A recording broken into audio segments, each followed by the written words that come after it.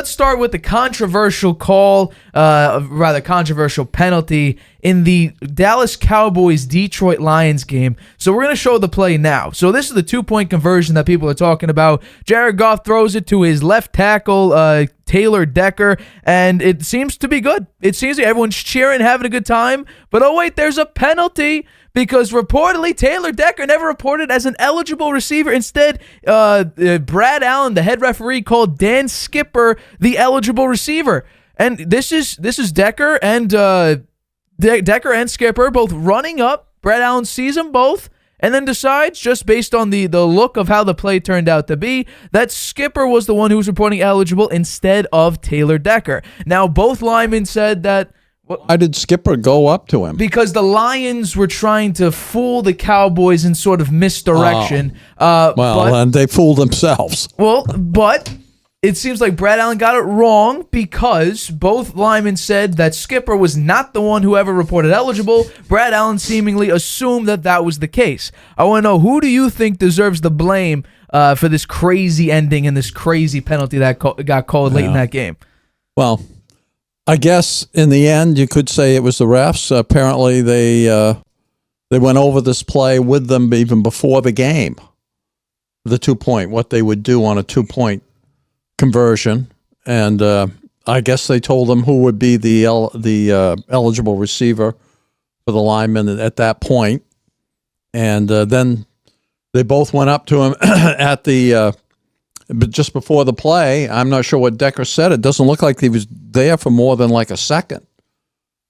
So maybe he should have tapped him on the shoulder and said, "Hey, I'm the guy." And that might have made it more clear. Because they lined up right for that, but the refs saw that the Skipper was lined up wrong, and they called a penalty on that, right? That was a penalty they called. Wasn't that Decker was not the ineligible receiver. It was that Skipper was covered up, and it was an illegal formation. Well, that's what the referee for the ESPN broadcast said. You can name a bunch of penalties. I think he said there were 2 or 3 penalties on the play. It was illegal formation. It was illegal touching on Decker for being an ineligible receiver, catching the football. You could have called, like 2 penalties on that play. They decided to go with the illegal touching. But it wouldn't have mattered if Brad Allen got it right. Because Decker said that he reported eligible. You could see, actually, Brad Allen, if you zoom in all the way, you could actually see him responding to Decker. Really? And then running up to the defense to report that Skipper was the guy eligible because he saw Skipper coming on the field and assumed that he was eligible. Meanwhile, the 2 guys in front of him, Penei Sewell and Taylor Decker, were right there. The ref told the defense that 70 was 70, Dan Skipper was the eligible receiver, and that was announced, so you could hear it on the so that wasn't fair broadcast. That wasn't fair to the Cowboys. They were assuming it wasn't fair to either team, though. That's the thing. Yeah. Because it wasn't fair to the Lions because they got screwed over with the call, and it wasn't fair to Dallas because they didn't know that Taylor Decker was the eligible receiver. Right. They thought the other guy was. Right. So that's a mess. It's a complete mess. But I'll say this also. Go for it. Dan Campbell's name should be changed to Dan Gamble, okay? Because he's a gambler, and he over-gambled in that game. That it shouldn't have come down to that. They were down there near the goal line in the red zone early in the game. Score 7-3. He went for it on 4th down when he could have made it 7-6 with 3/4 of the game left to play. Why did he do that? To me, that was a mistake. He did the fake punt, right, which turned out to be a good worked in his favor, but that could have boomeranged on them too, right? And then he did to go for 2 with no time left in the game, right? To win it. Seconds, to win it when he could have tied it. And after the penalty, they backed him up to the 7-yard line. He was still doing it. And then there was a penalty again. What the hell was he doing that for? And then there was a penalty again, and he went for it again. Yeah, okay. I can see when they got back to the 2-yard line again. 3.5 because it was 3.5. Okay, same thing. Why it made some sense, but what the hell is he doing it for on 7 and on the 7-yard line? The chances of that are like very, very small. Right. And he could tie the game, send it into overtime. It's a really important game. Absolutely, because you're playing for the number 1 seed. They have an opportunity for the 1 seed. Opportunity for the 1 seed. Now that's gone. They don't have that opportunity now. Right. So he he kind of, his players played very hard for him. And his decision making there, some of the players are thinking, what the hell is this? Why am I, working so hard for this guy when he's gambling like this?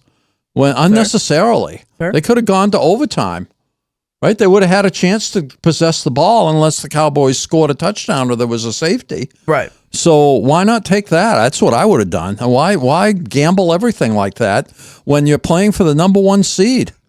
I think that's a bad coaching decision from my standpoint. I'm sorry that the refs got it wrong there. But he's the one that put him in that situation with some of his play calling along the way in that game. I'll agree with you, at least on the standpoint of when you got backed up to the 7-yard line, that's where I've been like, okay, this is not a good position. They were still going for it. Right. And the other thing I'll say, go for it. Okay, I'm sorry. No, you're good.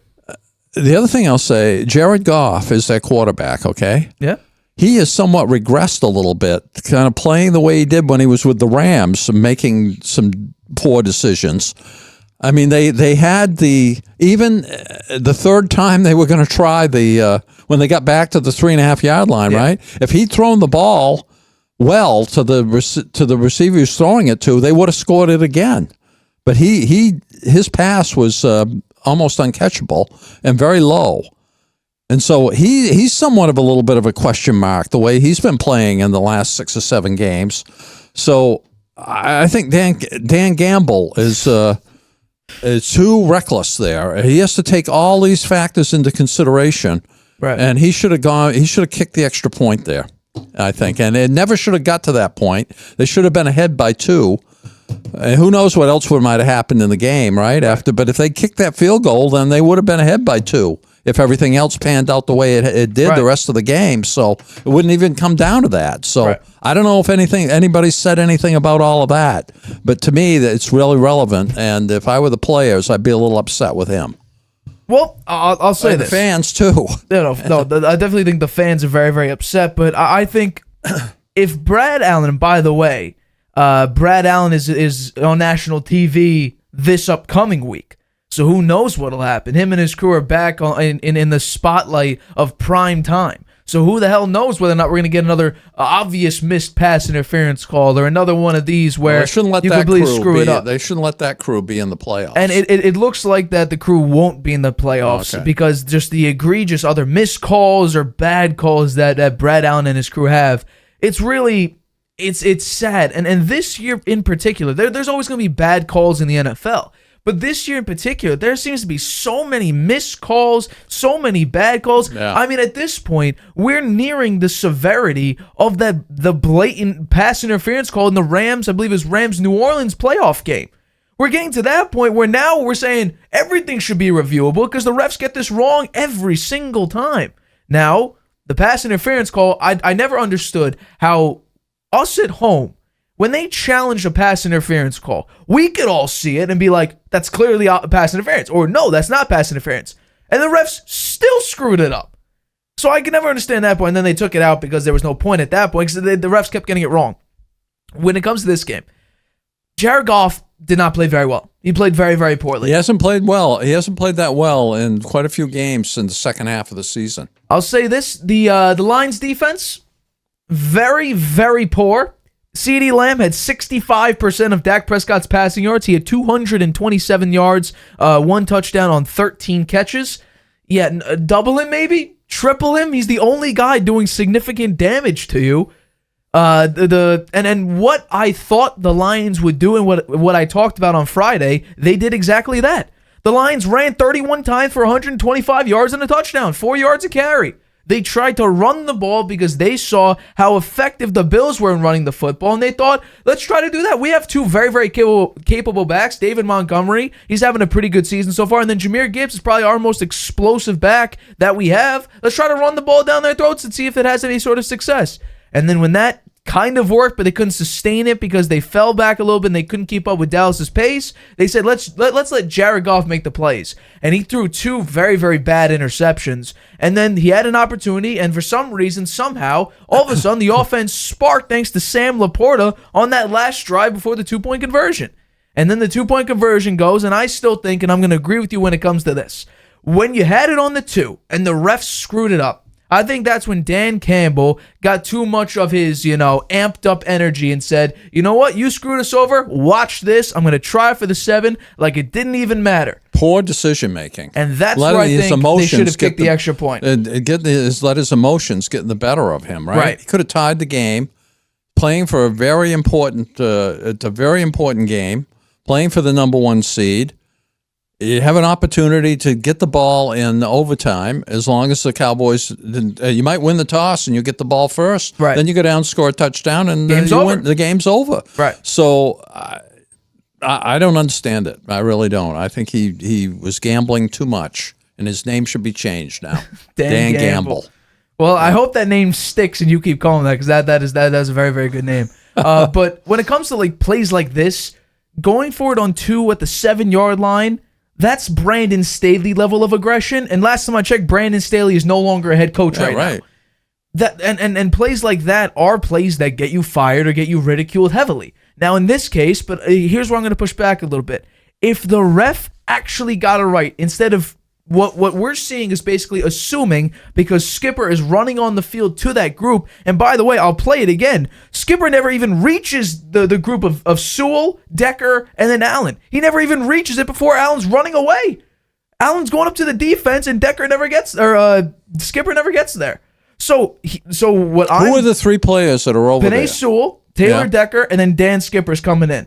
They were going over there to sort of misdirection on who exactly is going to be eligible receiver, even though, newsflash, they announce it on the PA system who's eligible. So that sort of misdirection, who's going to be eligible, whatever, it doesn't really matter, because the guy's going to announce, by the way, number 68 or whoever is going to be eligible. So when it comes to just this aggressive coaching, I'm going to agree with you, but like I said, where I'm going to push back is, if Brad Allen just got it right, and then instead of what I'm seeing is assuming that 70 is going to be the eligible receiver, when 68 saying report, the game's over basically. Lions go up by 1. Dallas needs to go down in 23 seconds to score, at least a field goal. Now, do I think with the amount of poor defense that they played that the Cowboys had an opportunity, especially with Aubrey, their kicker, being able to kick 60-yard field goals with perfection? He's still 100% on the year with kicks. So maybe they still would have lost, but they should have been up at that point in the game if the refs got it right. This is where we get into another people thing who are very upset with refs. Nate, sure. What would the analytics say? There's all kinds of analytics these days that measure whether you should go for it on 4th down, whether you should kick a field goal, whether you should try for 2. All of that stuff is out there, right? There's lots of analytics out there. The game has become much more analytical in all sports. Maybe not so much basketball, but in baseball, it's very analytical now. Football is much more analytics involved. I doubt the analytics would say go for 2 when you're on the 7-yard line. Yeah. Right? So shouldn't the coach know a little bit more about that? I think play the odds. Aggressive style. Play the odds. Know what the analytics would say in that situation. He's got to have an analytics team. I understand all but 5 of the NFL teams now have a big analytics department, and they study this very carefully. I'm sure the Lions have analytics people. They must have been telling Campbell, don't go for it on the 7-yard line. The analytics say it's like a 1% chance you're going to do it. He went ahead and did it anyway. He wound up at the 3-yard line because of the Cowboys penalty, but and then they didn't get it. Yeah. So I think he should have kicked the extra point. I thought first thing, he shouldn't have even tried for the 2-point conversion. I was shocked when he was going to do that. I wasn't surprised they went for it for 2 originally. Then on the 7, when I saw that the offense thing, I'm like, what are you doing? And even when they went for it on 2 early in the game, I said to nobody, I'm just narrating the game on my own time. I said, this game is about scoring points. This isn't about flash. This is about you go down, you score. Just get the points. Don't go for the flash. Don't go for the, oh my God, we went for it on 4th down and we scored. Just get the easy points. You're down deep in the red zone and you're going for it on 4th and goal. Don't do it. Because this game, the way the Cowboys play, they are very up and they're very down. And I thought this game, like I mentioned, I thought this game would be lower scoring compared to the 40 points a game that the Cowboys normally score at home. Yeah. I said it would be 28-24. Now, they scored 20 points, but I didn't love this. I didn't like the fact that they went for it so early. The punt, I can understand you need some juice there. It's risky. That's but risky. They did it in their own territory. Right. Come on. I just think that was they're lucky they got it, okay? I don't think the analytics would say you fake a punt in your own territory when you're down 7-3 early in the game. Right. The analytics say that they would say punt the ball. Well, normally it's like 4th and 3, you always go for it or something like that. And now here's the thing, you talk about, embracing analytics. Now every broadcast has the little the little animation that comes up and says 4th and 3, go, or whatever the case may be. On a bunch. I think ESPN has it, I think NBC has it. Amazon is big on the analytics. Like they even have a third stream about that AWS analytics or whatever, the next gen stats analytics. So this game is becoming much more analytical, and Brandon Staley is a victim of that. Dan Campbell, he's kind of become a victim to that. Dan Gamble. Yeah. He's becoming a victim of that. Yeah. The other thing I'd say, football is becoming a bigger and bigger thing in this country, and these games are becoming more and more important. You got to be a winner or you're out, right? If you don't win, you get fired. Yeah. We have maybe the greatest coach in NFL history may be fired after next week because he didn't win, right? Yeah. So winning is everything here. So they after that Saints-Rams game, didn't they put a rule in that you could challenge? You could challenge a pass interference or the lack of a pass interference call. Yeah, but they took it away, right? They took it away, I think, the next year. Well, they need something. They need something like this. When these games are so big and a play like that, somebody up in an official, they should have an official, it's over all the officials, sitting high up in the stadium that can overrule and say, oh, you know what, we're going to take another look at this, when it's a play that big.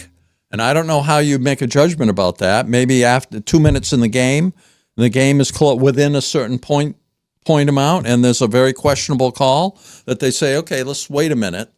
Let's take time and take a look at this. Again, it all happens very fast. I think the refs have generally done a pretty poor job this year, but it's tough, right? These plays happen just like that. Right. So it's hard and we get the benefit of seeing a replay in slow motion 4 or 5 times. Right. Then it's easy for us to say whether it was right or wrong. They see it just like that. So I say there's very little time left. It's within 3-4 points, within one score, and a play like that happens. It makes the difference in the game, and it's questionable that there be a review of it. That there be another review of it outside of the ref that looks at the little screen, right? Yeah, no, I think that would be interesting. It's just that I don't know if the NFL would do it because if the ref screws it up. Because think about it. It's not going to slow the game down. They're all worried about the game being too long now. They don't stop the clock when you go out of bounds anymore, except under 3 minutes, I think. They're worried about the game being too long. Well, this would only be in the last couple of minutes of the game, right? When it's one score difference and the team is driving to tie or take the lead or take the win, and a weird play happens. Everyone's all up in arms about it, that somebody upstairs would say, stop, we're going to take another look at that one, and I have the right to overrule it. Right. Well, I'll say this about that, and when it comes to the pass interference that you used to be able to challenge, this is where it becomes a problem, where that egregious call that got completely missed, they decided the next year, okay, you know what, this will now be reviewable, the lack of one, or if there is one. Or if the one gets called and it shouldn't have been called. Either way, you could have challenged that. That year, I think they may have gotten 2 right out of the entire season. So, and us at home, we're like, that's clearly pass interference, or what are you seeing? That's not pass interference, and the ref would still get it wrong. So that's where I'm like, okay, yes, that might be a good idea, but chances are, based on what we've seen so far with those types of abilities to challenge calls or lack of calls, there's a pretty decent chance the refs will still get it wrong.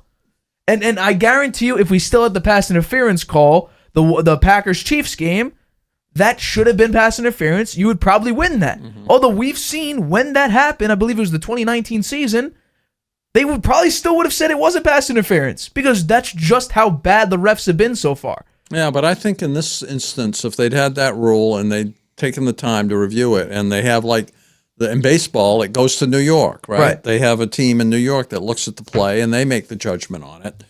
I think if they'd done that, then that would have been a 2-point conversion. I think that's what the outcome would have been, and that would have been the right outcome. Right. But as it turned out, the Cowboys got very lucky. Yeah. They got really lucky there. Yeah. Right? They won that game by 1 point.